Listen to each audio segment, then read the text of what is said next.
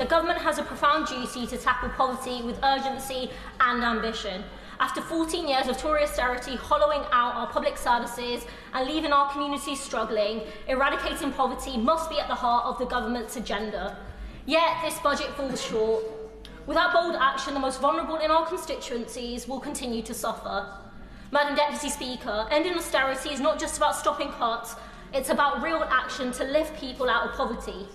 The critical first step must be to scrap the two-child benefit cap, which unfairly punishes families for having more than 2 children. If it remains, according to the Resolution Foundation, an additional 63,000 children will be in poverty by 2025.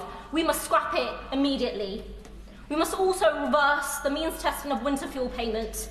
No pensioner should have to choose between heating and eating in a cost of living crisis. Providing warmth to those at risk should be non-negotiable for a Labour government. The 50% rise in bus fare caps is equally unacceptable. Affordable public transport is vital for low-income families, students and those without cars. Increasing fares deepens and entrenches inequality and also hinders our climate goals.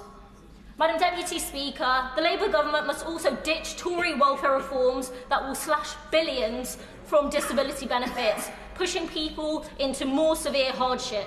They must be rejected root and branch, not piecemeal. Over 330,000 excess deaths in the last decade remind us that austerity costs lives and politics is a matter of life and death.